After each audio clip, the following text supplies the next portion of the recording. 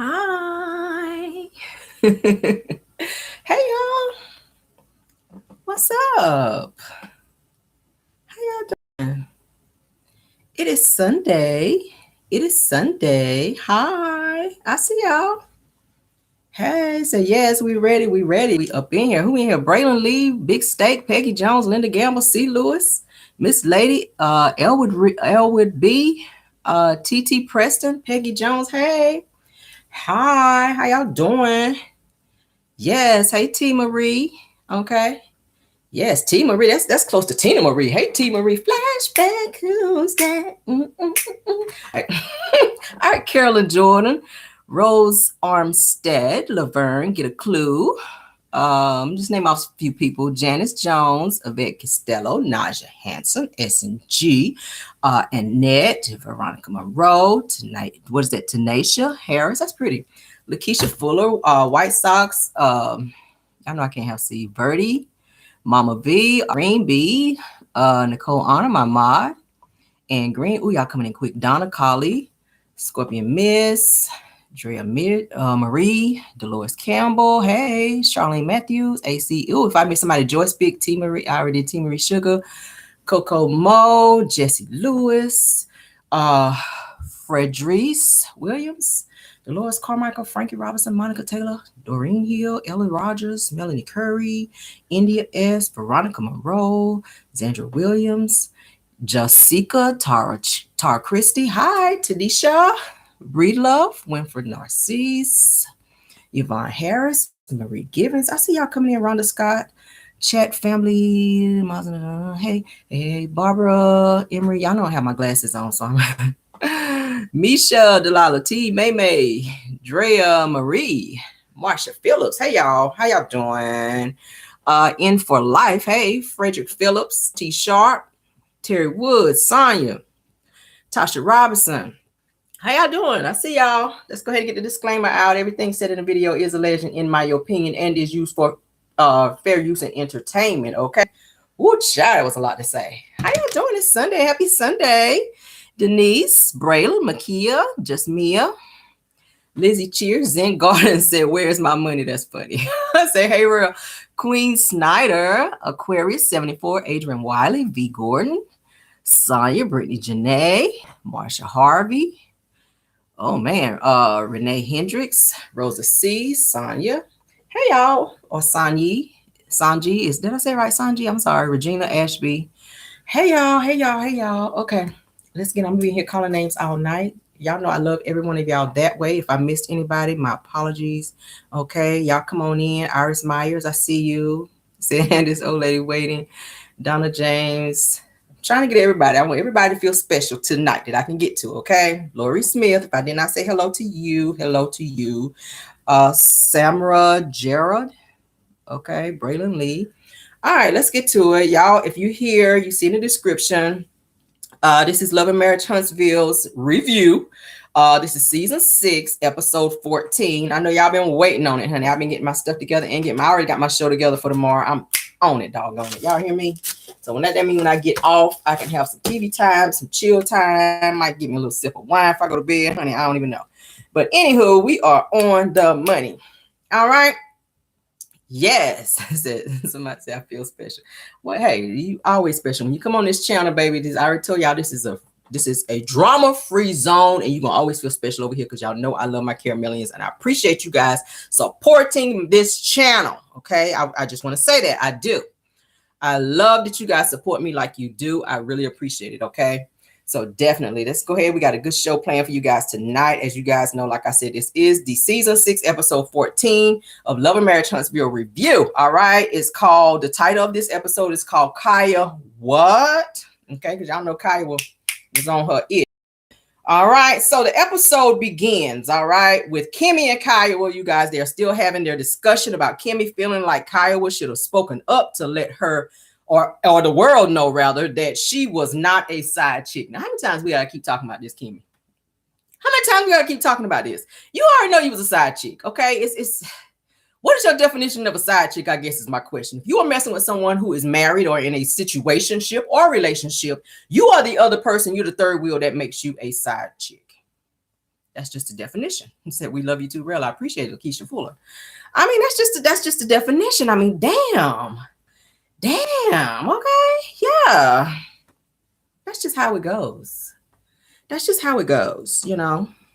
Moving on. So Kiawhaaaaaaaaat tells Kimmy that she's not responsible for doing that or responsible for what others say about her. Okay. Yeah. I'm not responsible for you being a side chick. Don't be sitting here giving me your side chick chronicles.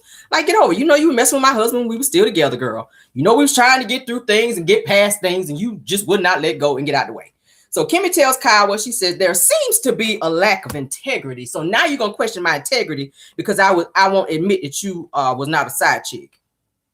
In what world do you live in, Kimmy? In what world do you live in? So Kiawhaaaaaaaaat kind of looks at Kimmy like, girl, what? Like, excuse me? Said that you know you were messing with my man, honey. You know you messing with Maurice during the time that we were married. So stop it, Kimmy. Damn. So Kyla lets Kimmy know that she doesn't do interviews and she does not deal with the fan base in terms of getting on platforms and discussing what Kimmy is asking her to address in terms of doing interviews. She don't do that. She ain't got time for that. She ain't got time for that. And I don't blame her. You let your husband gaslight you and gas you up to feel like he was the only chick when he was dipping and dabbing. I already said it, and I said allegedly, back and forth between you and Kiawhaaaaaaaaat, okay? He done had your head behind the damn headboard, and when he got done with you, he done went and got with Kiawhaaaaaaat too. I mean, that's just how it works. Maurice just comes off as being that person. He already said he done had fivesomes. He likes to have sex 2 and maybe 3 times a day. He's an nympho. So please do not believe that he was just messing with you. He was telling Kiawhaaaaaaaaat something to make her feel like they were going to be working on their situation. Period. Okay. I mean, you just an older version of Ariane. That's what it's giving me. And I love me some Kimmy sometimes. But Kimmy, you come off as being the older version of Ariane, sis. You feel entitled at some point. You kind of feel entitled. You don't want to be called a certain type of thing, but you also don't want to take responsibility for your actions in terms of what you did. You know what you did to this woman, and now you want to try to gaslight her into not feeling how she feels she should feel because Maurice got you feeling like you can run out here and be saying whatever you want to say in the name of him to protect him when you look stupid. You protected him for when he played the both of y'all. Women, stop being stupid like that. You sit there and let a man gaslight you and play you and then have you out there defending him looking stupid when he's the problem. Don't be mad. Don't be mad at Kiawhaaaaaaaaat. Be mad at Maurice. That energy you giving to Kiawhaaaaaaaaat needs to be given to Maurice. Okay. So Kimmy tells Kiawhaaaaaaaaat it is a lack of integrity for her to allow a lie to be perpetuated about her and then sit quietly. Again, that's not her responsibility to speak up for you. You've been saying since season 3 seasons back that you're not a side chick. Nobody believed it. Your own brother-in-law came forward and said he felt like you was a side chick. Your own brother-in-law, Marceau, came forward and said that he felt like you were. Tisha did not like you in the beginning. Tisha felt like that you were a side chick as well because she was friends with Kiawhaaaaaaaaat. They didn't like you in the beginning because they felt like you came into a situation that you shouldn't have been in. But then when they saw that Maurice, that's what he chose, then they chose to accept you into the clique, into the family. But in the back of their mind, you were still a side chick, and they still laughed about the shit when they went to Vegas, and that still pissed you off, but bottom line, you still side chick. Kiawhaaaaaaaaat tells Kimmy, okay? She says, listen here, bona fide side chick. And I edited that in there because it felt good. She says, I'm sorry that you feel that way, but girl, move around. Move around, okay? Because, yeah, you still side chick. Child, move around, move around. Ain't nobody got time for that. So Kimmy says to Kiawhaaaaaaaaat that she felt, thanks so much for the super chat, that she felt a way that people were thinking that she was dating Maurice during the marriage to Kiawhaaaaaaaaat, okay, which Kimmy had already admitted. If you go back and look at the scene when she and Melody went to the little massage little situation, okay, where Kimmy was laying up there, Kimmy had already admitted that she was still seeing Maurice, or that she was seeing Maurice when he was still married to Kiawhaaaaaaat. Okay, you admitted before in another scene that Maurice was married when you were seeing Kiawhaaaaaaat. That it was not already, they had not dissolved the marriage. They were just waiting on this. I don't give a damn what they waiting on. If the judge did not sign off on it yet, he's still married. I don't know why people feel like they can get around the truth, get around reality. Oh, he already signed the papers. We're just waiting on the judge to sign off and have a whole dissolution of the marriage. Meanwhile, okay, we ain't gonna stay on it. Okay, but she was feeling the whole way about it, and you should not have, honey. Move on, Kimmy. So Kiawhaaaaaaaaat, honey, she starts stroking her hair like this while Kimmy's talking, and says, "I really don't know." She says, "I really don't know now." She said, She said, "I really don't know why you think that or how I'm responsible for that. I don't know how you feel like I'm responsible for that."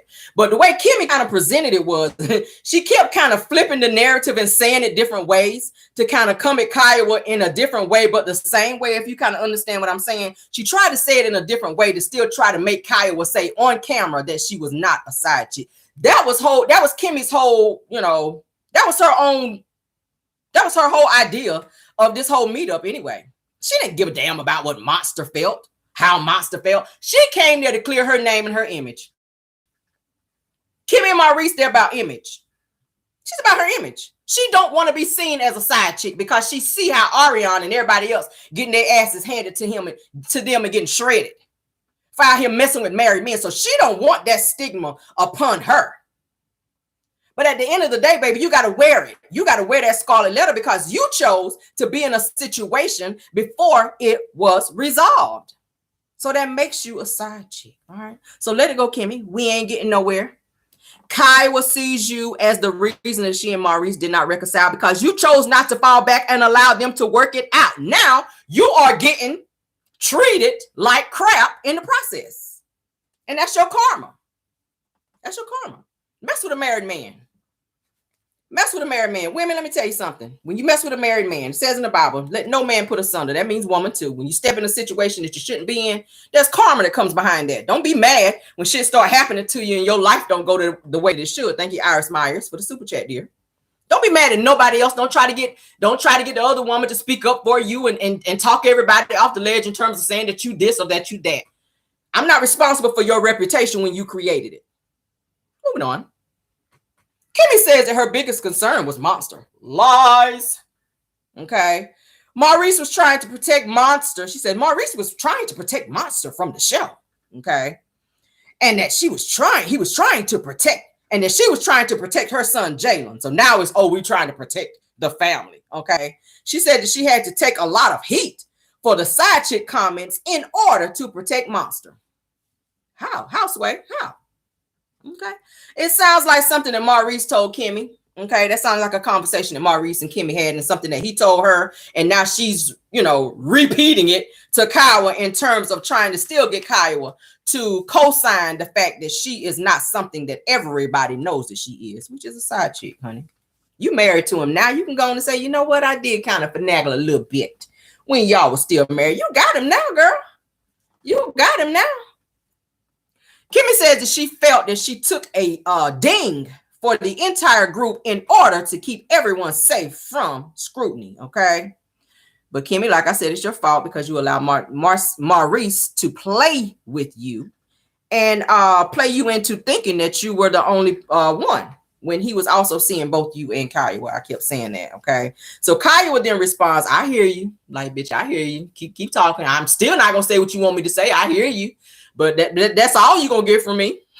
Kyawhaaaaaaaaat, like, that's all you're going to get. I hear you, but that's it. That's all I do is hear you. I'm still not admitting that you were a side chick. So I don't care how many times you say it and how many different ways you say it. You're a side chick, girl. Okay. So she says that I understand. Kyawhaaaaaaaaat says that I understand where you're coming from.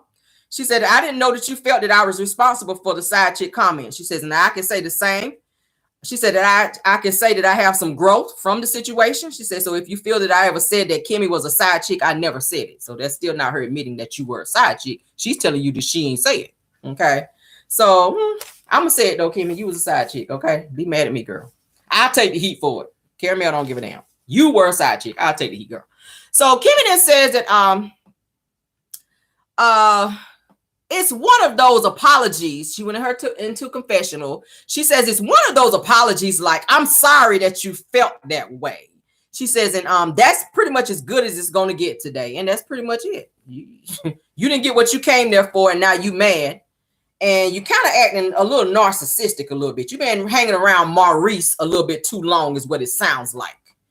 Okay, you done had a discussion with him and he done filled your head up and gassed you up to make you feel like you was gonna go there to get an apology from Kyawhaaaaaaaaat, and Kyawhaaaaaaaaat was like, yeah, no, I ain't gonna be able to do it. Get somebody else to do it because I ain't gonna be able to do it. So now you and your feelings are mad that you weren't able to control the narrative with Kyawhaaaaaaaaat because Kyawhaaaaaaaaat as we already said in the triangulation video, that Kyle is the strong one. Kimmy, you the weak one.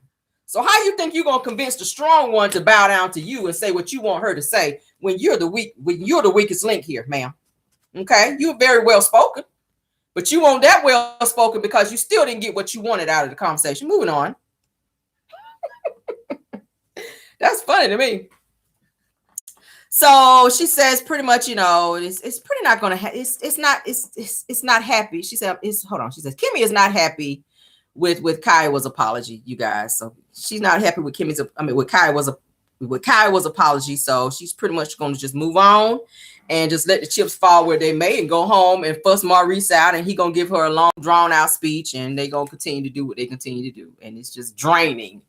But next scene, honey, Stormy, honey, pulls up in her rented Rolls Royce, honey, with her fake driver to meet Mel for a discussion, honey, and some camera time. Now, Stormy, you know you don't own no Rolls Royce. Now, come on here, girl. You know you don't own a Rolls Royce. But thank you, girl, for renting it for the show. We appreciate it. It kind of favored the same one that Maurice had rented, a couple seasons back when when he and Kimmy was riding around in one. Go off the girl. It's a cute car. It's cute. I don't know what time you had to get it back because you sure did have a short conversation with Mel. You must only rented it for the hour. I think you rented that Rolls Royce for the hour because you didn't stay there and talk to Mel for long because you had to get that car back. That's what I'm thinking. In my own little petty mind. But anyway, so Stormy, honey, Stormy says that she wants to meet with Mel because they haven't had a one-on-one outside the group, and she wants to have a conversation on where they stood. Well, I don't think a conversation needed to be had because I think you already know where you stand with Melody. Melody don't F with you. You don't really F with her. Melody don't trust you because, for one, you allow your mother to continue to disrespect her, and you sit there and laugh when it happens. If you're my friend and somebody talking shit about me and you laughing about it, that kind of says to me that you co-signing what this person has to say about me versus speaking up for and or defending me. Okay. Now, Stormy, we done saw you talk several times with Tisha and Kimmy and everybody else about talking junk about Mel in their presence. But now you want to get in front of Mel talking about you want to have a conversation with her to see where you stand. You don't really stand nowhere. Okay. You don't really stand anywhere with her. And she about to let you know that here in a second. All right. So production roll tape back to Kimmy's party where Mel and Stormy discussed Melody, okay, blocking Stormy's number. Y'all remember when that conversation took place where Stormy was having to contact Melody by social media only. Like you had to hit her up in the DM. Everybody in the DM. Stormy, you had to hit her in the DM. When you ain't got her number, you got to call in the DM. You're not a real friend. So that should let you know where you stand. If you ain't got my number no more, you try to call me and you blocked, and you got a result to calling me in the DM or contacting me through the DM or by Facebook Messenger, we kind of not cool like that no more because you ain't got my number. And that's what Melody was letting you know. That ass was blocked. You ain't even have the flip phone number. And that's the number she give to Martell. That's the number she give to people she don't really want to fool with, like Martell. You ain't even have the flip phone number, the track phone number, like she called it. Okay. Stormy goes into confessional, honey. She says, I always like to meet this thing head on because it leaves room for interpretation. I'm like, I didn't even know you knew that word, girl.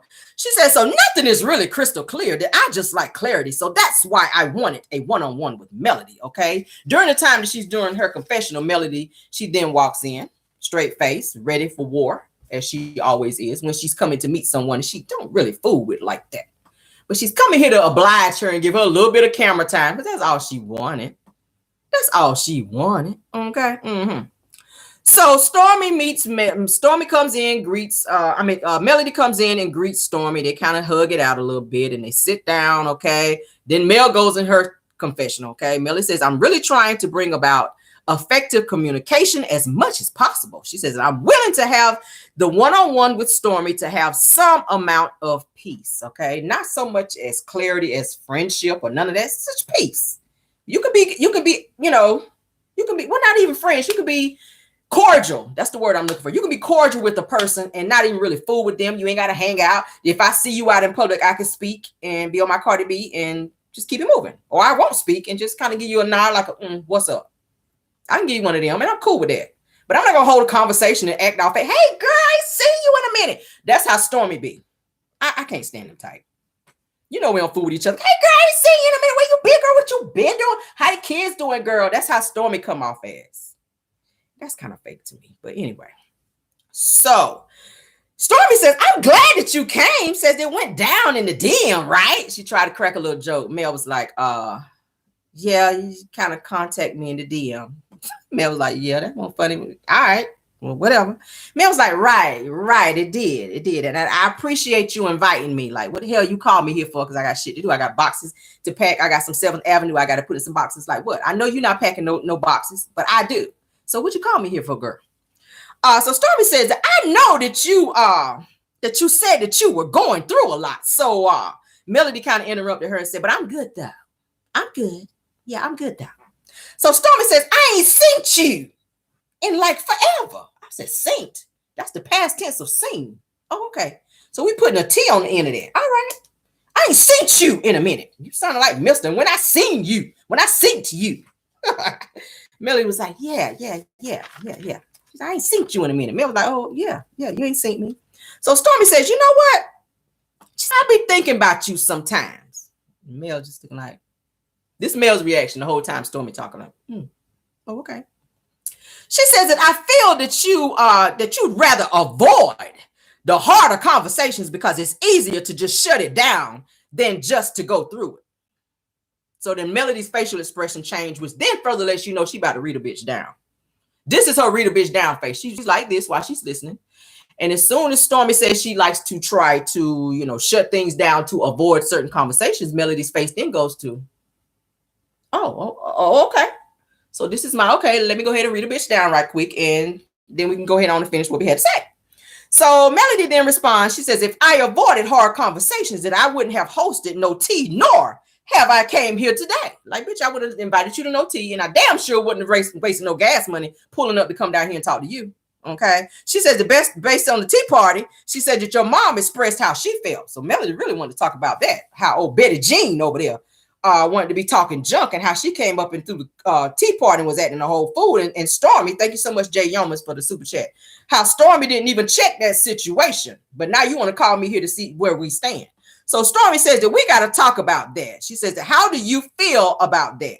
She said, and about me and about my mom. Now, first of all, let's take one thing at a time, all right? Because you can't put Betty in the same bracket with you and in the same bracket with how she feel about you, because she got to break that thing down. That's a lot of feelings to be trying to get through, because we already know Betty is evil as hell. So don't be trying to mush it all into one. You got to break that down. Let her tell you how she feel about you. Then let her get to how she feel about old Betty, and let her tell you her feelings about the whole situation in terms of how y'all acted at her tea party, because it was very much so disrespectful. And you allowed your mother to act that way, and you didn't check her, and you always try to play it off like you can't check her, but you can check your mother and still not disrespect her.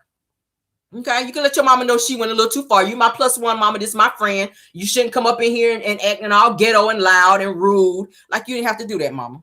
All right, so Melody then says, that's what I was kind of leading to.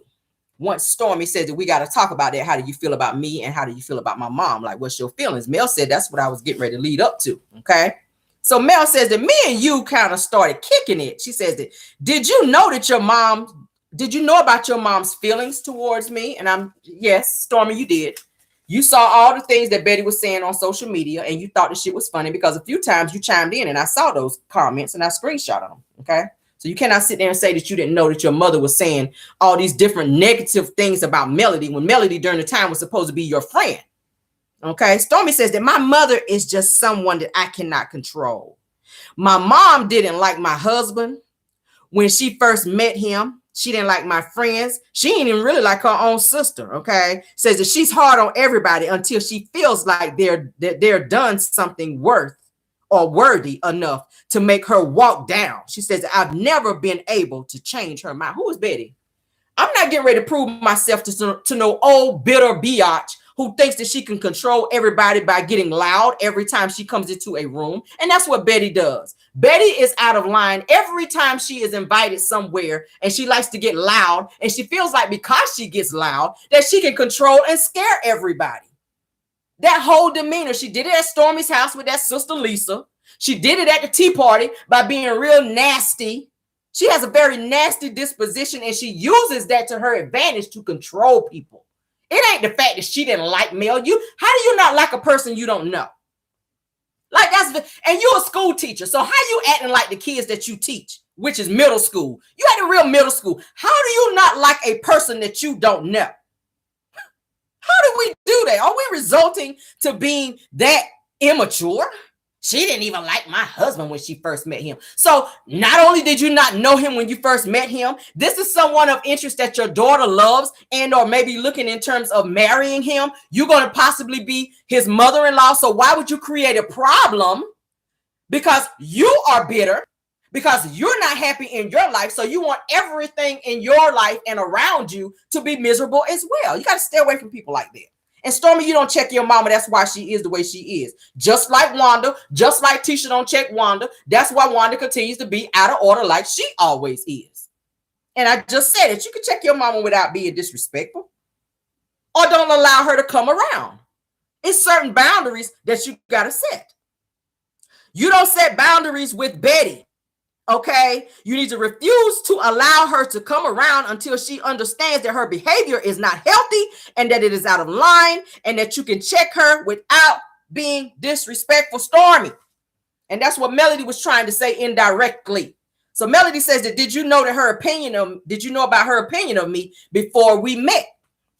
Stormy says, I did. She says that I know her opinion of you before television. She says, but she didn't know you and that she shouldn't have had an opinion. She says, I can't stop her from saying, okay, what she says and how she acts. She says that I don't always have to agree with her. That's kind of right in a way. Okay, Betty is free to feel the way she feels, but as I just said, if she continues to act out and be disrespectful towards you and your friends and your circle of people that you deal with, why is she even hanging around you and your friends anyway? That's your mama. My mama don't go everywhere with me. You're not in the same age group. You're not in the same age group as your daughter. So why are you hanging with your daughter's friends? Do you not have any friends your age, Betty? To where you can hang with your own age group and not always inserting yourself in Stormy's life and with Stormy's friends, with Stormy's husband and anybody else that Stormy hang with. It's just weird. It's weird controlling vibes to me. It's weird controlling vibes. I don't want my mama going everywhere with me.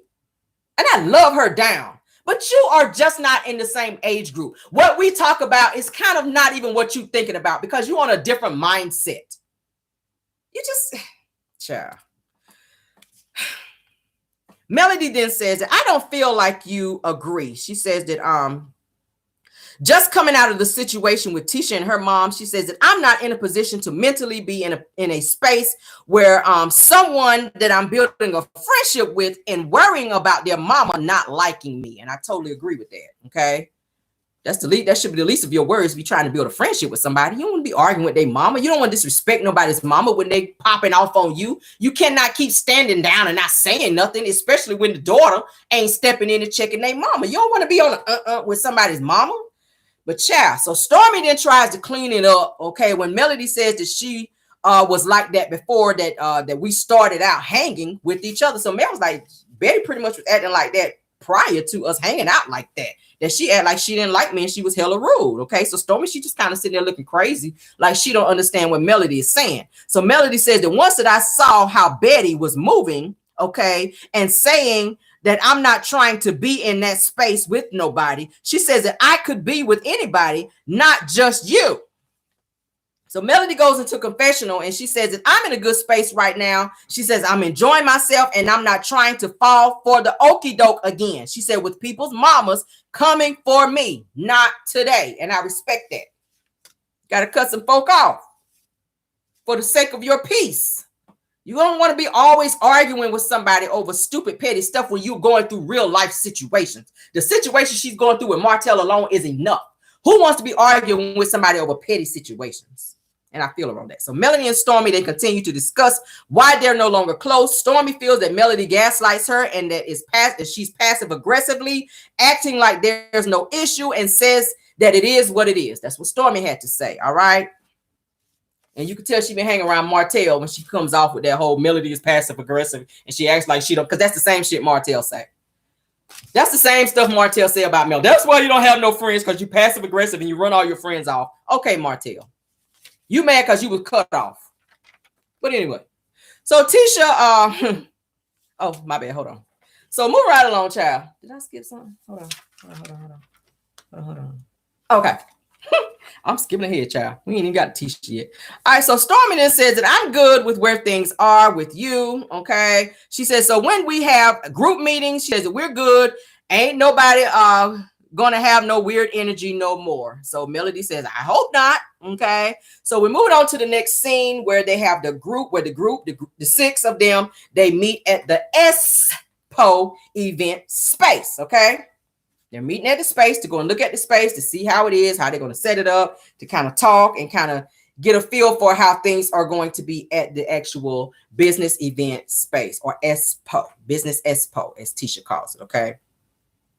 So Tisha arrives first, okay, with her BBL in tow. She has on these really tight jeans because she wants to show her figure. She just had a mommy makeover. She just had a BBL. She wants to show her body. I see nothing wrong with it. It is what it is, honey. If you don't want to pay your bills and have a bigger ass out here, do what you do. Who am I? Like Andre Caldwell said, who is me to judge? And so she arrives first, as I said, with her BBL in tow, honey. Minutes later, Marceau arrives, okay, later. And they kind of greet each other like they haven't seen each other. It's kind of giving me the vibe that they didn't sleep in the same space last night because the way they greeted each other. Why did y'all not arrive together? Like, where was he to the point to where you had to come in a separate car, and then when y'all greeted each other, you kind of greeted him like you hadn't seen him? Did y'all pick up on that? Did y'all pick up on that? They greeted each other the way she greeted. Oh, hey, like you ain't seen me this morning. Like you ain't cracked my back this morning. Like we ain't eat breakfast this morning. Like I ain't make you some coffee this morning. That's the hey you gave me. And you know what I'm saying? Women, y'all know. It's giving somebody's living separately.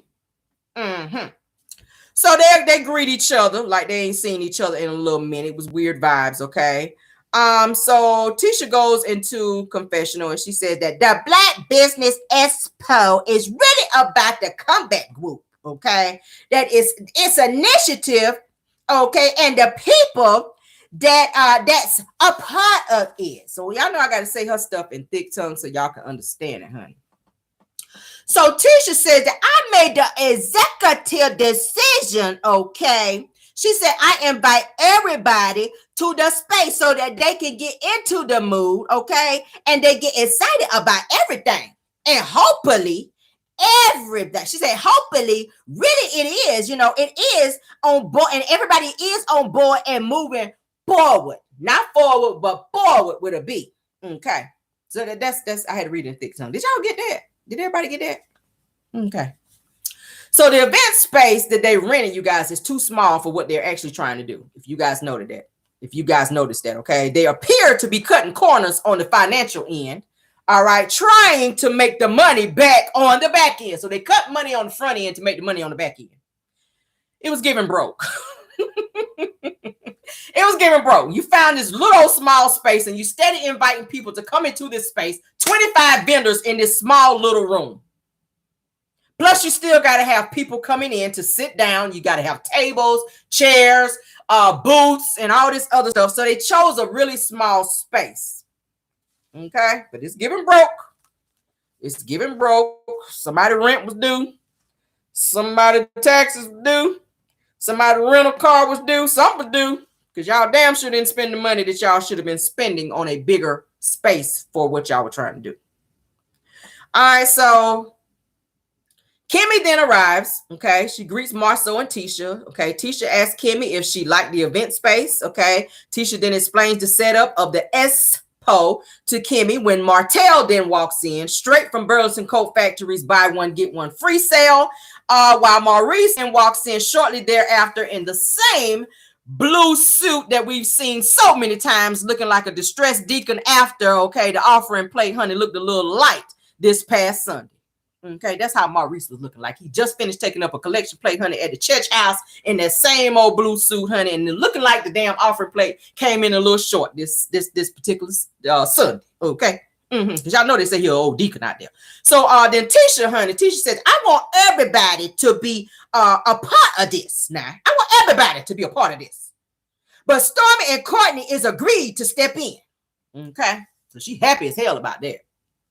So Tisha said that we kind of like this space then. Okay. So everybody kind of looking like, oh, yeah, this space is kind of nice. It's nice, I guess. Okay. So then Tisha kind of walks down the stairs, okay, to get something out of her purse. And Martell, of course, is staring at Tisha. He's giving her once over. He's looking up and down this BBL and this mommy makeover, honey. And he just could not resist himself. Okay. I don't know what the hell's going on with his face, too. I know that. Y'all know I notice everything. I'm sorry. I notice every damn thing. You can't get nothing past me, bitch. I told you, if you go out with me and you got a hole in your sock, I'm going to be the one to see it. I'm sorry. God made me this way. I'm sorry. I wear glasses, bitch, but I see everything. Martell, this is what Martell was giving me. Something was going on around his eye area. I said, bitch, he look like Avatar. He was giving Avatar looks. If you see his eyes, it was looking really swollen. It was kind of looking like Avatar. I said, oh my God, who does he look like? And I went back and I looked at Avatar, and maybe I said, baby, you look like Avatar around the eye area, a little swollen up in there. But so Tisha, honey, she walks down the stairs to get something out of her purse. And Martell, honey, Martell says, I see somebody been in the weight room. I said, no, you mean the operating room? You said operating room wrong. There's a difference between the weight room and the operating room. Tisha ain't been in nobody's weight room. Tisha ain't about to work out. She was damn near out of breath when she was just sparring and punching, fake punching with Kiki when they went to the little gym thing that they went to, the little kickboxing thing. She was out of breath with just 5 swings. So she ain't been in nobody's gym, but she damn sure been on somebody's table. Okay, and I ain't talking about the dinner table. I'm talking about the surgery table. All right, so Martell, honey, is admiring her body in front of Marceau, which was kind of crazy to me, okay? It was creepy and it was a little pedo-ish to me, if you will. Kind of the way he was looking at her. And he stared at her from the time she walked down them damn stairs to the time she walked back up there, all right? I said, girl, now she got her money's worth. Body look good. The body's banging, girl, but I don't think I'm gonna be getting no mommy makeover, no BBL, and my bills is behind like that. I mean, it's priorities for me, but whatever, girl, go off. So Marceau then says to Martell, said, look, man, don't be looking at my wife like that, okay? Maurice then laughs because y'all know that's their thing, honey. That all their asses is disrespectful as hell. He thought the shit was funny. Now, had somebody been looking at Kimmy like that, not so much. But he thought it was hella funny that Martell was being hella disrespectful and looking at Tisha the way he wasn't commenting like that. Okay. Martell said, what? After Marceau told him, don't be looking at my wife like that. Martell then says, what? I was just saying that she looked nice. Okay. I was like, well, shit, she's supposed to. She had whole surgery. I mean, damn. She spent her rent money to get her damn surgery. So it is what it is, girl. Anyway, so Marceau then tells Martell, says, this is mine, referring to Tisha. I was like, boy, listen. Ain't nobody trying to take Tisha from you, okay? Hell, you don't even want Tisha, so pipe it down. Like, you're putting 20 on 10 right now when it comes to this whole, oh, that's mine. Don't be looking at my wife like that. Don't nobody want Tisha. Don't nobody want Tisha but you, and you don't want her. I mean, ask her stylist, because, yeah, we'll get off that. I'm being petty. I feel the petty seeping out. Bring me back down, Lord. Bring me back down. Don't nobody want Tisha, but, well, maybe you. Maybe you. Sometimes, okay? Martell then says, Marceau says that you looking at her chest, man? Asking Martell. Martell said, no, I'm looking at the midsection. Says that she's fit. Says, and so then Martell then reaches in and kind of touches Marceau's midsection, okay? And then says, yeah, and it says that you lost a little bit too in that area. So he's trying to, indirectly compliment Marceau to kind of take the attention off of him still looking at Tisha, honey, with her 10,000 surgeries over there. Okay. So then Marceau was like, yeah, I did. I did kind of trim down just a little bit. So he kind of agreeing. So Martell knew what he was doing. Okay. What better way to get the heat off you than to compliment the person that's about to dig in your ass by talking about they spouse? Oh, you look good. You look good. You look good. He was like, oh yeah, I kind of do look good, don't I? I did like 3 sit-ups yesterday. So yeah, I did lose a little weight. That's what he was on. So then Martell then goes into confessional. He said, yeah, he's still talking about Tisha. Yeah, Tisha's looking good. Says that there's nothing weird about that. He says that after coaching Marceau, on the weights and stuff, he says that I see Tisha is looking better than him. So why are you still talking about Tisha though? That's weird. So then, like I said, Martell's face appeared very swollen, you guys, in the eye area. And I was trying to thinking, is this the scene where him and Ariana kind of had that little situationship where they had to go down there to the police station when they had to have that cooling off moment? Did she swing on him one good time and she caught him? Did she two-piece him, child, over there in that house? Thank you so much for the 1,000 views. Y'all better show out in here. Okay. Did Ariana two-piece him in that situation, child? Got his eyes all puffed up over there? And production, y'all ain't shit because y'all zoom right in on it so we could see it. Because I wanted to see a closer view anyway. So thank you, production, for doing your job. Because I was looking like, what's going on with his face? And production was like, don't worry. Zoom. I was like, thank you, production. All right, but so Tisha kind of shows the group the flyer for the Expo. Okay, they admire the flyer. They say they like it. On the flyer is the comeback group. Now it's not supposed to say that because they are no longer the comeback group. So Kimmy was kind of looking like, why is the comeback group on there? Because this is not a comeback group initiative. It's just, it's the 6 of them coming together as a group, but not the comeback group. So then Tisha said that I met with Mel.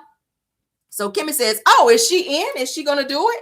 So Tisha says, well, she says that because of the, the history and everybody in the group, that she says that it's not fair for her to be a part of things right now because everything is so fresh and so soon. Okay.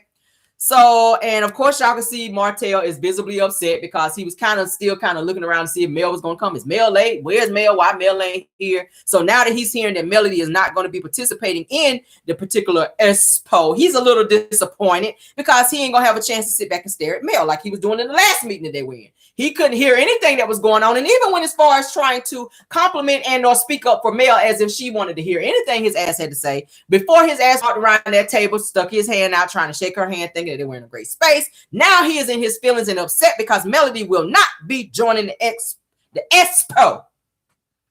Melody don't want no parts of that because Martell is involved. She already said anything Martell is involved in, I ain't really trying to have nothing to do with that. So Tisha continues. She says, months ago, none of us were on speaking terms, okay? She says that I understand everything that's going on with you and Martell and the kids, okay? Martell then interrupts Tisha, all right, and says that I don't think that we should let that run over into our business ventures or friendships or stuff like that because we should leave the court stuff in the courts and the children is still our children. He says that we should be able to separate whatever, and handle it in court. And that's the problem with you, Martell. You think that you can do whatever you can do to Melody and that she's going to still want to work with you, still want to be around you. She's already made it very clear she don't want to see you, know you, be around you. She, like they said on the movie with T.I., I want to see you, I want to know you, I want to skate with you. She don't want nothing to do with you. You've done all these things to her and you are still trying to be in her presence. She don't want to look at you.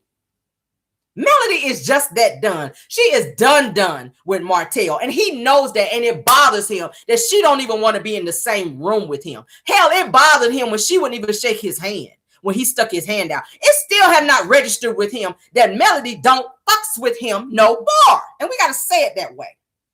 She don't fool with you. She don't fool with you. Tisha then says that she did not go into details about it. Okay, Martell, oh, it's me. Melody don't want to be in it because of me. Now you want to make it about you. Tisha said that she did not go into details about it, that I told her that we should just do it for the greatness of our community. That's what Tisha called it, the community. Okay, I know she had to break it all the way down in the syllables. All right. So Martell, like I said, thinks the Mel ain't doing it because of him.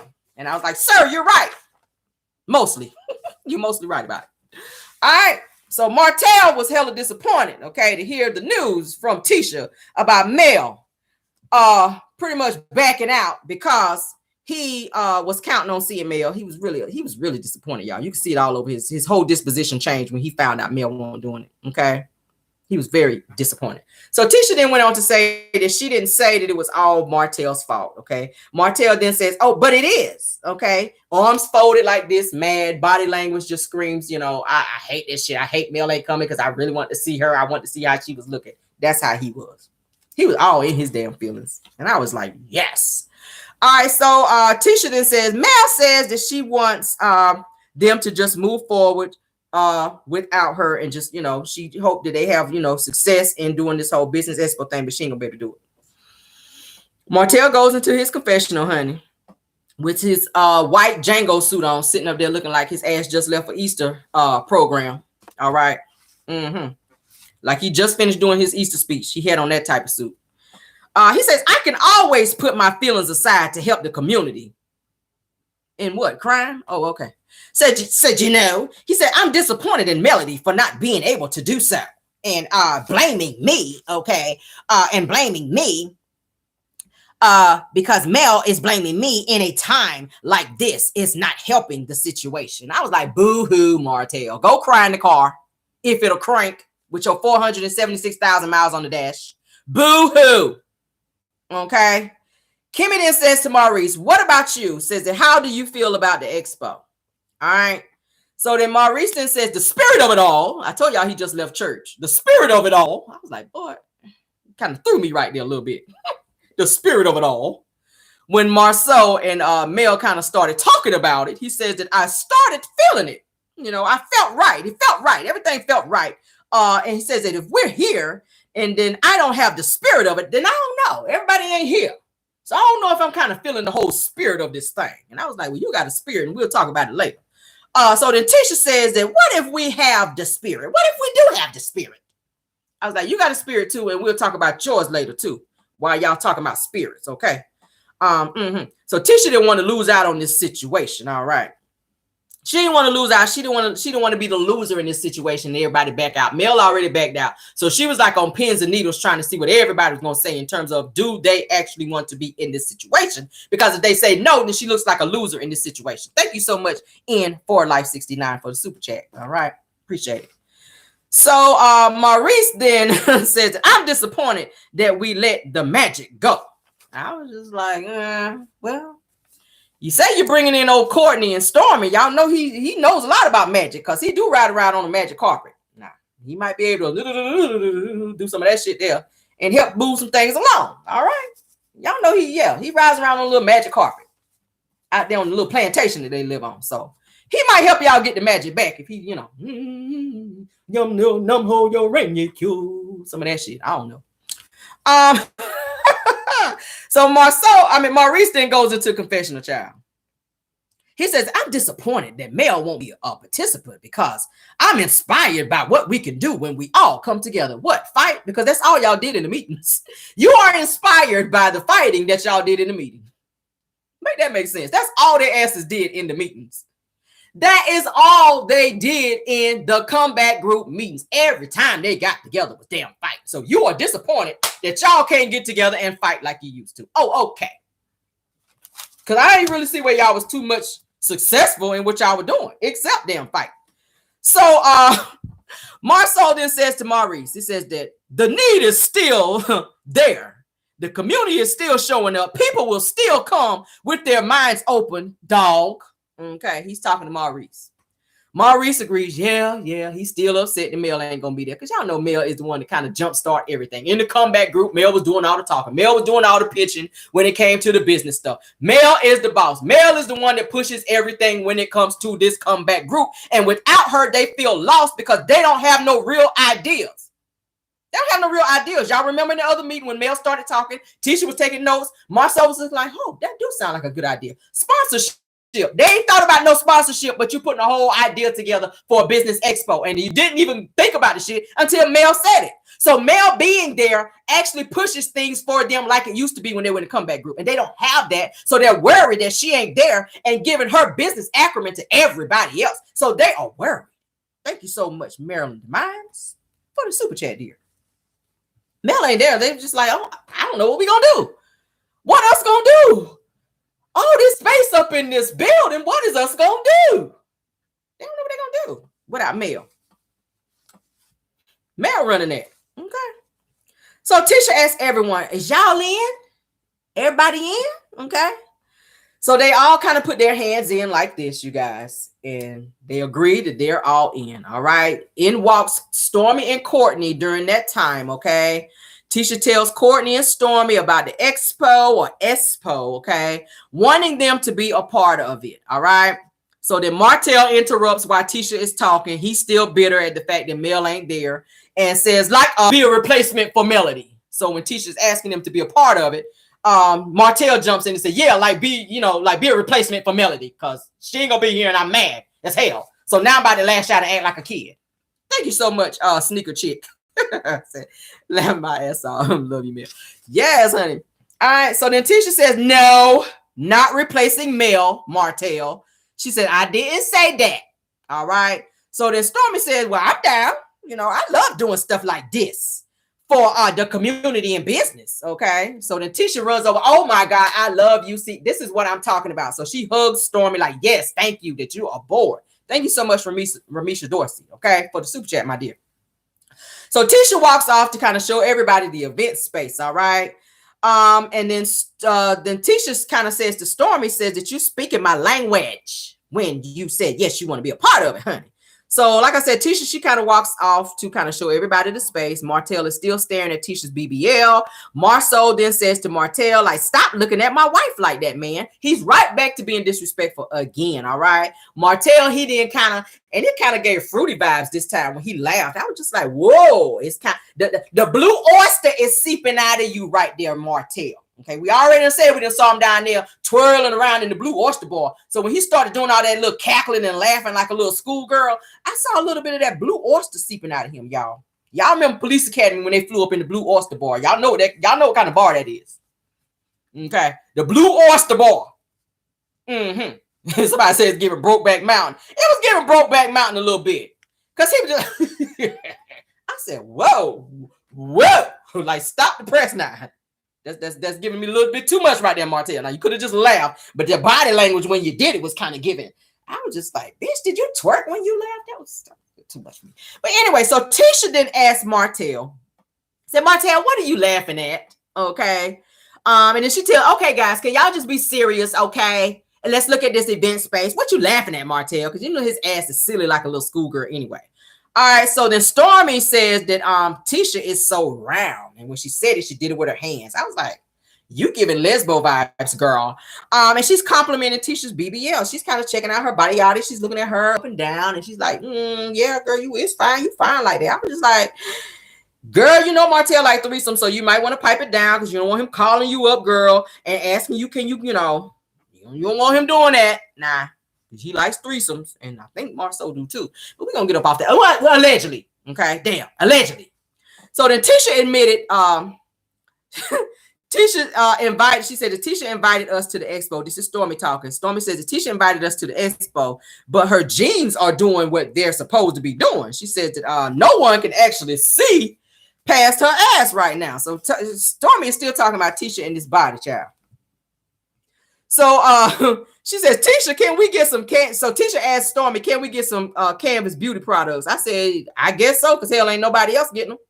Ain't nobody else getting them. So maybe she should go on and bring it to the damn expo because ain't nobody else getting them. She got about 2,000 orders down there in the damn warehouse. It's plenty of product down there. Okay. I mean, hell. So then they're actually discussing how they're going to orchestrate everything with the Black Expo business venture that they're going to do there in that event space. All right. So then Tisha goes into her confessional, honey, with her noose dress on this time. I was like, girl, you in this damn noose dress with this damn thing around her neck and it's coming down like a necklace. I was like, Lord, where she got this dress from? Please, Lord, don't let her wear it no more. So she's saying that the Expo is going to be a success. I was like, it's like 5 S's in success right there, girl. So she says that everybody is on board and excited.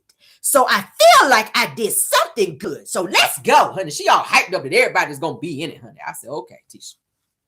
Everybody ain't going to be in it because Mel ain't going to be there. And it really ain't going to be a success like it could have been had Mel been in, but go off. All right. So then Martell said that this going to be nice. Yeah, he looking around. Yeah, this going to be nice.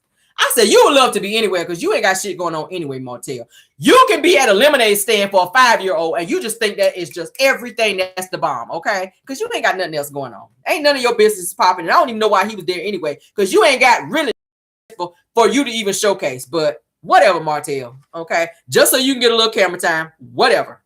All right, go home and pack them clothes up in that Airbnb your ass supposed to be moving up out of since it's selling already.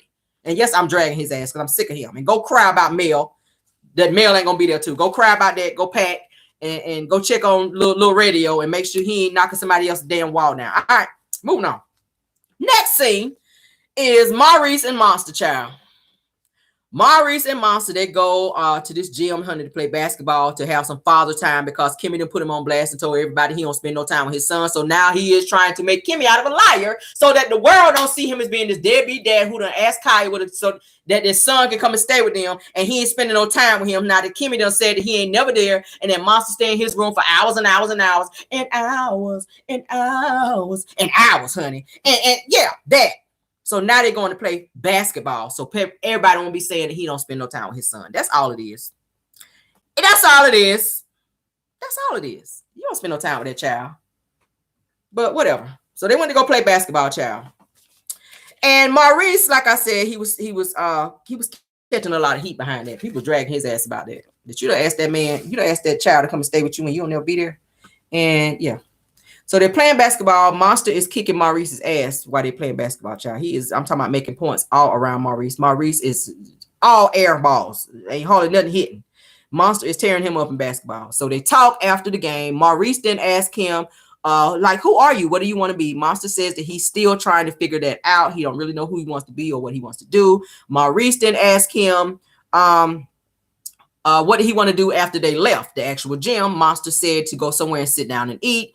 Maurice then says that he knows that Monster is tired of the lectures, but he wants him to focus on chores and schoolwork. So they're kind of having that conversation.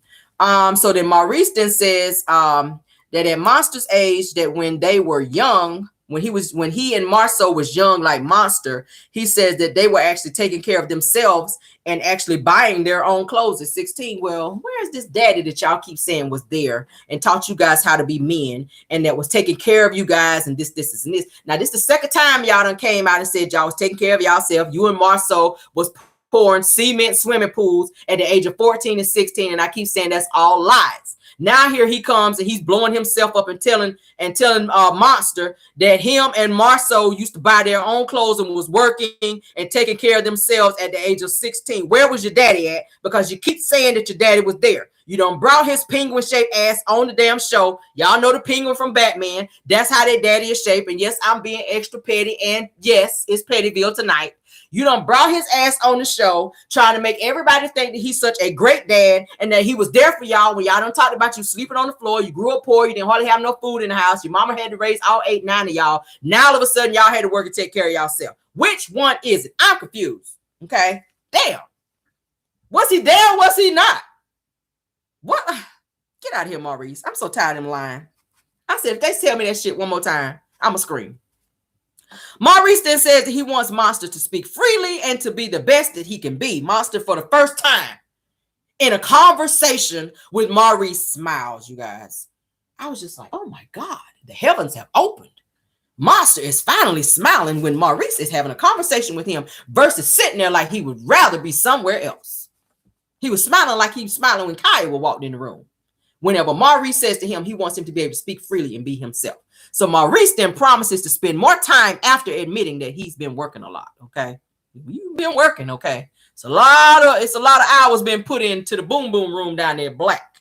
We done talked about the little special room they got over there that everybody seemed to not know nothing about. But Caramel knows a whole lot about that room because we did a live on it. That's where Tisha's hairstyle has been hanging out in there too. But moving on. So moving on. Next scene is Courtney, honey. Stormy's husband pulls up, honey, on his purple and yellow little slingshot, little thing that look like a motorcycle, to go talk to his mom, who looks exactly like she can be his sister. I've said, Lord, this woman looks just like Courtney. Well, Courtney looks just like his mother. They look like they could be sister and brother. She looks young as hell. She looks great for her age. She looks just like she could be his sister. Okay. I said, wow, she looks great. And in the spitting image of Courtney, I said, Lord, it's like looking at Courtney with a bad lace wig, with a bad lace front wig on. And I'm sorry, Courtney, your mama did have on a bad wig. Okay. Moving on. Courtney kind of walks into the house. Mama! That's how he calls her. I was like, okay. Mama! He sounded like old boy off Color Purple when he came back from Africa and he saw Celie for the first time. Mama! Someone need him, mama. One of those mamas. So they greet each other and she offers him some coffee. Okay. Then his mother says to him, she tells him to think about the business after Courtney then says that he's been El Chapo and honey down at the warehouse. Okay. Those are my words. All right. So then Courtney then says that Stormy's been pressuring him about having another baby, and he's been kind of curving the conversation because that's not something that he wants. He says that he kind of wants to break that curse, okay, of the family not being there, okay, like his dad kind of was for him. That's a soft spot for him. The fact that his father wasn't there. So he's trying to break that cycle and that curse and be there for Stormy as well as being there for his son. But he's just not quite ready yet to be having another baby. Somebody say, really, you crazy? Y'all know I'm crazy, child. So his mother then discussed her struggles as a single mom, okay, and how she made things work when raising Courtney when he was a child. All right. Courtney then says that he's worried about being a great dad and a husband. All right. So then his mother then says, she asked him, does his own abandonment from his dad make him not want any more kids? Okay. So he kind of breaks down and starts crying. I was very surprised to see that. Okay. I can't even front. I ain't even gonna make fun of that. I'm not gonna laugh about it because that seemed to be a very soft spot for him. And you could tell that was not acting. He was really, really crying, you guys. I was just like, oh shit, is this a real moment? Finally, we get a real moment on Love and Marriage Huntsville. He was really crying, and I respect him for showing his emotions on camera, because you can look at Courtney and tell he's not really that comfortable still with being on camera. So the fact that he was able to be vulnerable and talk about something as vulnerable as his father not being there with his mom, you could tell that that was a very real situation between the two of them. And he broke down and he started crying at the fact that his father was not there and did not acknowledge him as a child, which caused him to have some insecurities. Courtney has some insecurities. You could tell he has a lot of insecurities, and it stems from his father not being there and teaching him how to be that strong individual. He had to learn that on his own. All right. His mother then says that he always told her that if he ever became a dad, that he would be the best father that he could be because his dad wasn't there for him. All right. And she loves the connection with Courtney and his son. Okay. He's still crying. Courtney, he starts breaking down and crying again after his mother says that. I was just like, Lord, that is something else. His mom, she gets up, walks over to Courtney while he's crying. She hugs him. She consoles him. She rubs his back to let him know that she's really there for him and that she feels him in that moment. And she's being a mother like a mother is supposed to. That was a very real moment. I can respect that. That is the most realest moment I've seen thus far on this season. Okay. Besides Melody talking about her situation with the court case. That was a very real moment. All right. So he feels that his dad missed out on everything, according to him. All right. Courtney then says that I used to see my teammates with their dads. He breaks down crying again. This is really bothering him about his father. He goes into his confessional. He says, now I know. Oh no. He kind of goes into a confessional and he's just talking about his dad and how his dad wasn't there for him and how he used to watch his friends and his teammates with their dads whenever he would be playing sports and stuff, and that he would always want his father to be there, and that really made him emotional. Okay. So then Courtney says that he wishes that his dad was there to teach him the things that he needed to know, and that makes him and you know, the things that will make him be a better man for his son. All right. So his mother then says that listen to Stormy when she's talking to you, because she needs to be heard as well. So she's giving him motherly advice. They're kind of talking back and forth. He's sharing his feelings with her. She's giving motherly advice to him. So I enjoyed that scene. All right. Courtney then says that hopefully it won't be too bad in terms of talking to Stormy, because y'all know Stormy is just team too much when you're trying to talk to her. She got a lot of Betty up in her. Okay. She does. Stormy don't like to listen. All right. So next scene is Stormy, honey, is at the Expo. All right. Stormy got a lot of scenes this particular episode. All right. Now they're hanging up decorations. They're setting up booths. Stormy, she done took up a whole corner, you guys, that was meant to be for 3 other vendors, according to Tisha, for her canvas beauty business. Okay. She done took up all this space. She done brought in a whole couch. She got a whole wall and she got a whole area. Okay. I was just like, girl, that's team too much. All right.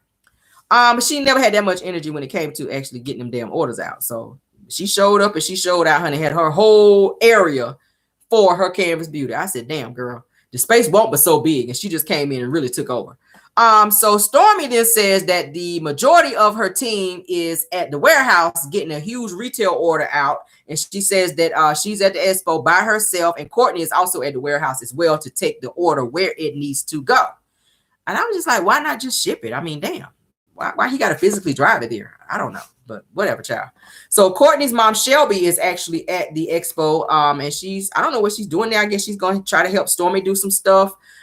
Stormy tells her that Courtney is not there or going to be there with her, and she feels that she needs to be at the warehouse with him getting things done. So Stormy then says that she don't want to leave the Expo. She said because she already committed to it and that they don't want to be penalized by their retailers. So she's, I guess, not feeling like Courtney can handle what needs to be handled, and she feels like she needs to be there in order to make things pop. So then Courtney's mom, Shelby, then says that you'll make the deadline. Like, pretty much Courtney gonna handle it. He gonna do it. You just stay here and do what you need to do here. Courtney got it. So then Stormy says, I just be so stressed out and I just get over one hurdle and I run out of time of what I have to do. And I just feel like I don't have enough time. So she's just really worried. She's stressed out, honey. And then Tisha finally comes in, okay, after everyone else is there setting up, putting things up. Tisha finally walks in. She says that they have 25 vendors and more people have also joined as well. And they're charging each vendor $100, which they did not tell anybody that in the meeting. They didn't talk about that because y'all remember when Marceau said that pretty much if you're asking to be paid and all this other mess that you are greedy. So now all of a sudden they done made up this whole everybody, all the vendors have to pay $100 and they ain't told nobody, but you're going to wait till the day of to be walking around and asking people for $100. I said, that's just giving fraud and misrepresentation, which what y'all ass was sued for in the first damn place. So Tisha's publicist, honey, she catches Tisha up on how everything is flowing and what's going on, what they're waiting on. The room, like I said, is hella cluttered with decor and booths to where people may not have enough standing room, according to Tisha. By the time they get everything put up and put in place to where they want it to be, Tisha's saying they may not have enough standing room for what they're trying to do. So the room is not big enough for what they're trying to orchestrate. Tisha agrees that they should have got a bigger spot because they cut costs by getting a smaller spot, and everything, like I said, is cluttered and on top of each other. Tisha notices that Stormy took over too much space for 3 other vendors. Okay. I was just like, damn, child. So they are moving tables around, Tisha and her publicist, when Marceau comes in acting like an angry supervisor. Okay, I don't know what the hell was going on with him. He came in like he had a chip on his shoulder, like he was mad at the world, and it showed. He questioned Tisha about the balloons. Tisha said, well, we had to find something to go over this particular banner, so we had the balloons. It cost $325. That pissed him off that Tisha spent $325 on the balloons. Why did y'all spend that? Why $325? We didn't need that. So he's in that mode. And Tisha's just kind of looking at him like, bruh, like, bring it down $1,000. It's not that damn serious. It's just balloons. So then Tisha asked, where is the stuff that you're supposed to be bringing, Marceau? He said, well, it's coming. The stuff that I was supposed to bring is coming. It's not here yet, but it's coming. So then Marceau then asked Angela, which is Tisha's publicist, about the projection screens and wanted to know what was going on with that. And he's trying to tell her how he wanted things to be set up with that. Okay. She agrees and says, okay, I'll handle it. Tisha kind of looks at Marceau because he came in hell of aggressive and running around just trying to tell everybody what to do like he's a supervisor. So then Marceau and Tisha goes into confessional. He's mad about the balloons, like I said, in terms of Tisha spending $325 on it. He says that the vendors aren't here. Nothing is set up. Tisha, Tisha says that he came in on 20. Marceau then says that sometimes it takes 20. He said, I should have came in at 50. He's on that type of attitude. I said, see, you coming in with the wrong attitude when you're dealing with adults. You don't want nobody snapping off at you, sir. You should have told everybody what you wanted done. And hey, when you're doing events like this, sometimes people gonna run behind time. You have to allow things, that certain amount of time in between so stuff can get done. You have to prepare for somebody to be late. Sometimes people caught in traffic. Anything can happen when you're doing that. Okay. Wow. So Marceau then asked Tisha, says that where are the rest of the vendors? All right. Tisha said, well, they should be arriving here soon. Like, they're not here yet, but they should be arriving soon. Marceau says, did Stormy pay for her spot? Tisha said, no, why? Okay. So Marceau says, because she needs to. He said it like that. He said, because of the cost of business, babe. All right. So he says that Charwin and Bowen, they didn't pay for a spot either, according to Tisha and Marceau. All right, that's what Tisha was saying, that they didn't pay for a spot. Marceau says that there's something about Bowen paid for a lot of the stuff that was there. So then Marceau says to Tisha, says, well, just go get the money from her then. Says that we already told everybody in the group. So Tisha then says that we told everybody that they could have a spot and that they didn't have to pay. So which one is it? Either they had to pay or they did not have to pay. According to Marceau, everybody had to pay. According to Tisha, they did not. Okay, so the day of the event, Marceau is chasing people down for $100. Okay, Mister, you greedy if you want, or that you're gonna be asking for money. Okay, then they realize, like I said, they spent too much money and they're trying to make it on the back end by running around asking people to pay something they did not ask them to pay up front. Tisha said they did not ask them to. Marceau is saying that they did. So it's looking like the two of them are not on the same page in terms of business and this expo that they were supposed to be working together to put together. Okay.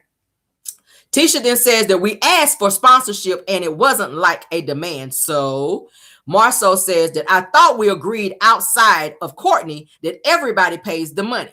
All right. So then Tisha says, well, that's so tacky. She says that why would I go and ask them to pay? She says that telling them pay for your vendor spot now. So Marceau then says, and he's still persistent about this $100 and everybody paying. He says it's better to do it right now.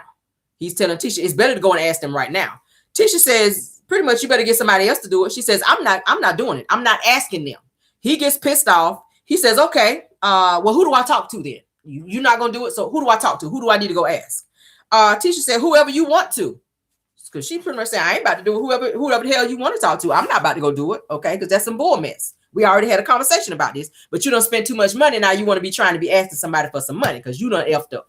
So Marceau then walks over to Stormy and says, yeah, Stormy. So Stormy says, hi. So she's still decorating, putting her stuff up. And he comes in on this fake mess, which I didn't like. He's trying to brush over of what he's really coming over there to talk to her about. Okay, sweet talk her before he dropped the bomb on her.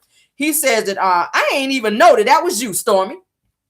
Lies. You just looked over there. Okay. After you just looked over there and said and told Tisha to go over there and ask her to pay that money. So you done peeped her over there and said, oh, Tisha, did you ask Stormy to pay her money? Did Stormy pay her money? So you done looked over there and saw her. So you knew that was her, but you walked over there and lied and said you didn't know that was her.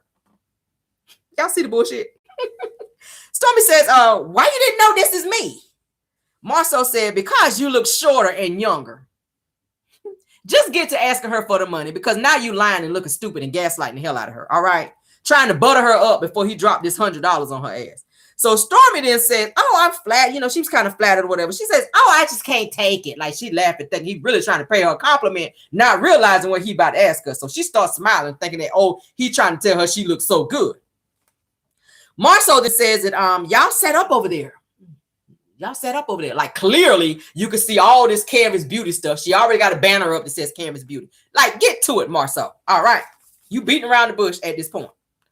All right. So Marceau then says, Stormy says that you up in this mug, ain't you right? Still ain't asked her for the $100 yet. He's still beating around. And Stormy like, oh yeah. Yeah, she's looking at all the stuff she's putting up, all this big old space. And he's trying to say to her that, yeah, you done took up a whole lot of space up in here. So then Marceau then says, oh, I like it. Yeah, I like it. I like it. He said, so, hey, Stormy, did you get a chance to send that money over? After he compliments her, he tried to rush that in and say, so, Stormy, did you get a chance to send that money over there? So Stormy was looking like, what money? What money? What money I supposed to be sending to you? Marceau said, it's $100. He said it like that. He tried to say it real quick. It's $100. And I said, why are you trying to fast talk her when it comes to this $100? And why are you trying to whisper like you don't want producers to hear what you're saying?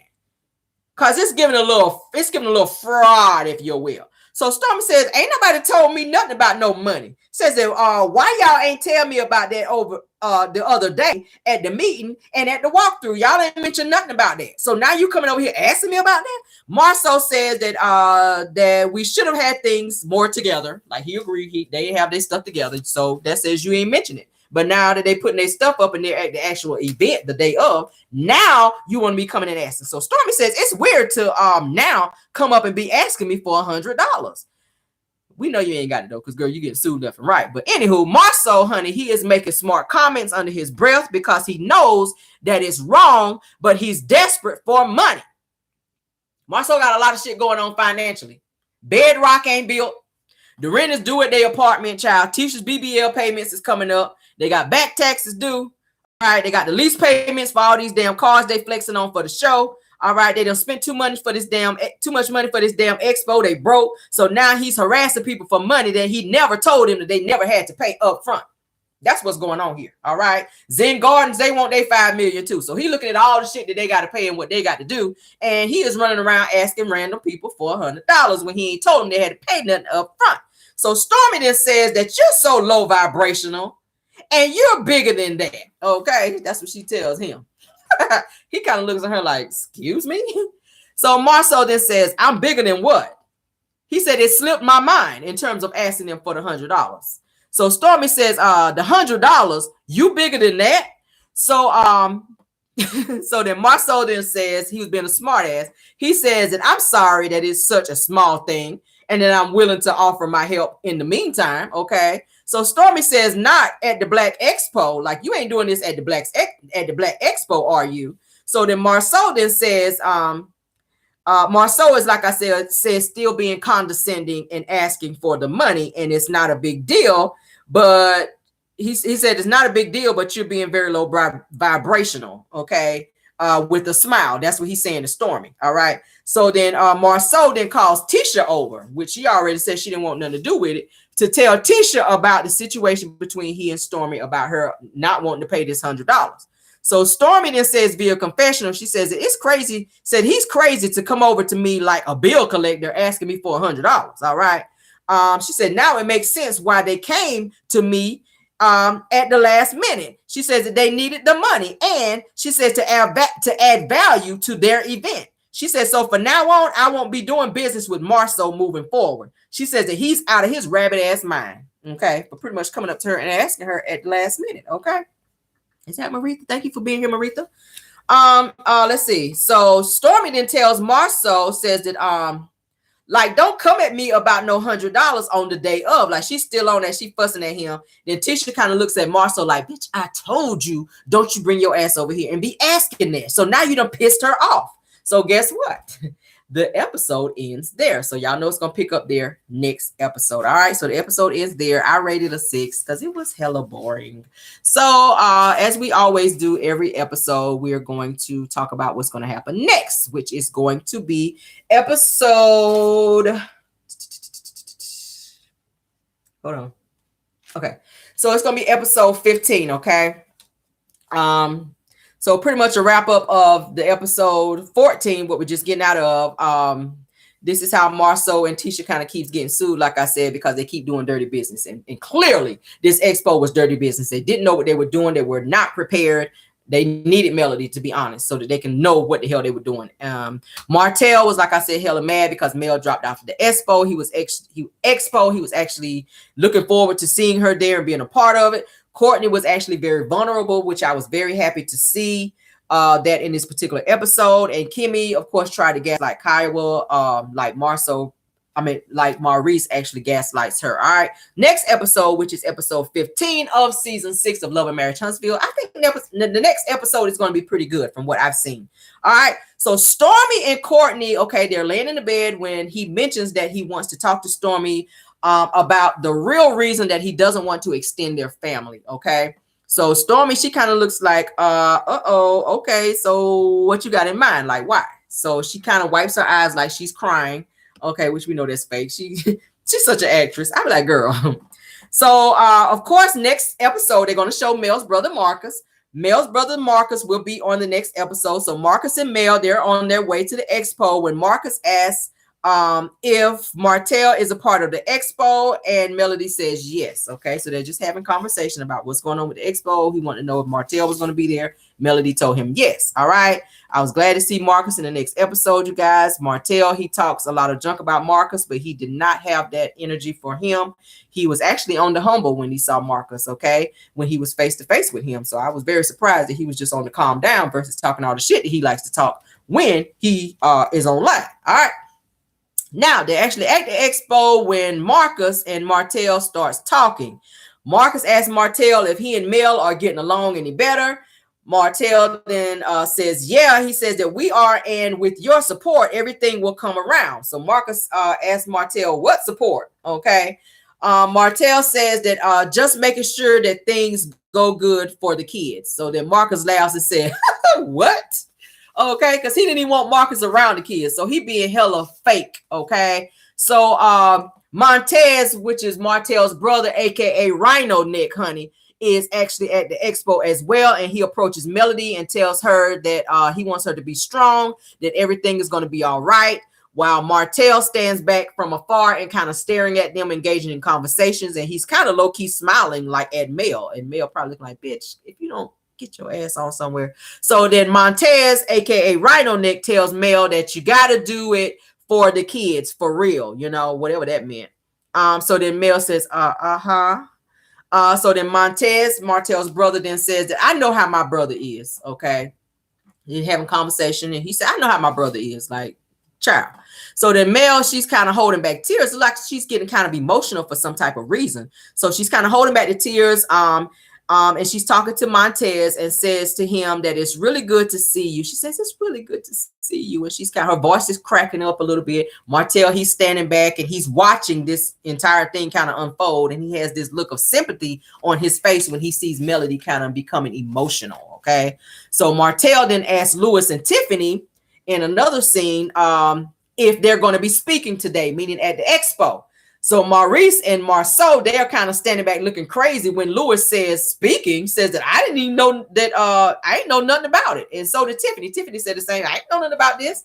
Like Tiffany did tell Stormy, she says that she felt some type of way because they found out about the whole expo like 2 days ago. So for Marceau to ask them, for Martell to ask them, are they going to be speaking or anything? They just found out 2 days ago. They're not about to be putting nothing together to be trying to stand up there and be speaking when you're going to ask me 2 days prior to the actual event. Like, no.